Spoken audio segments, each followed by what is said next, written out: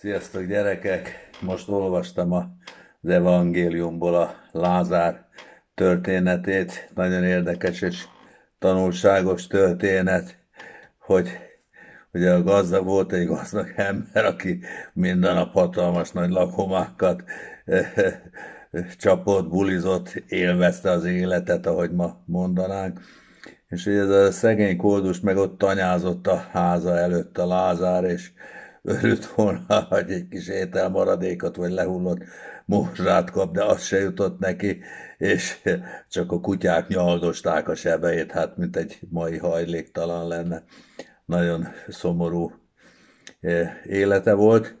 és aztán nagyjából egy időben haltak meg, és ugye a gazdag ember a purgatóriumba került a gyötrelem színhelyére, és onnan valahogy föl tudott látni arra a helyre, ahol a Lázár volt a koldus Ábrahám kebelén,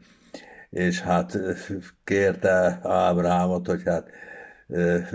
egy kis enyhülést küld már ide azt a koldus, egy kis az ujját egy csepp vízbe bemártsa, és nekem itt a forróságban, ahol gyötrődöm, egy kis enyhülést adjon. És akkor mondta Ábrahám, hogy hát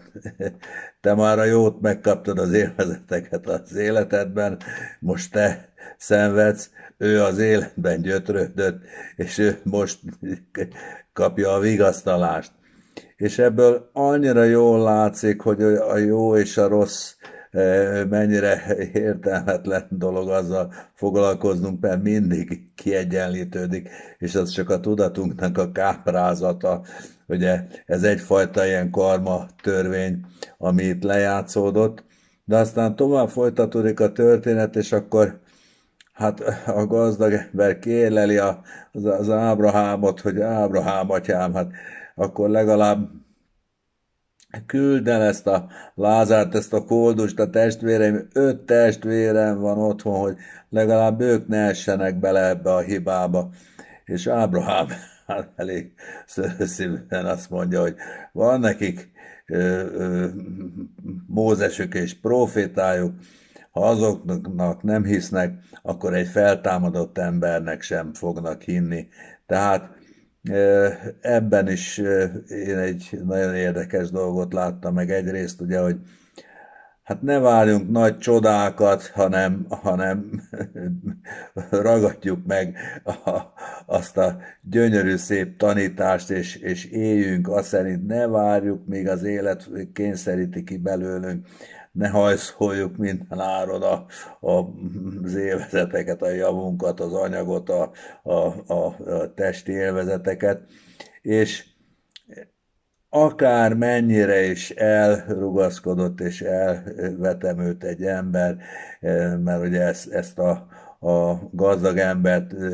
hát eléggé szívtelennek állítja be ez a történet, és bizony elég keményen bűnhődik, és itt Ábrahám nem nagyon mutatkozik kegyesnek hozzá, de azért szerintem a lelkemélyen Ábrahám is látta benne azt, hogy ő legalább a testvéreire gondolt, még hogyha itt a földi életben ugye hát szívtelen is volt, és hagyta azt a szerencsétlen koldust ott nyomorogni a háza előtt, miközben ő degeszrelte magát minden nap, és nem gondoskodott róla, de hát legalább egy szűkebb körben, legalább a testvérei körében legalább arra gondolt. Ez még messze van az isteni szeretettől, amelyik mindenre és mindenkire kiterjed, és aminek élnie kéne bennünk, hogy minden testvérünket, minden embert egyformán szeressünk, és Istent pedig mindennél jobban, de legalább annak egy ilyen hát alacsonyabb szintű, csökevényesebb formája, és biztos, hogy ez a gazdag ember hát előbb-utóbb a javulás útjára fog lépni, és majd ő benne is ki fog teljesedni a szeretet. Ez jutott csak eszembe, gyerekek, sziasztok, hello!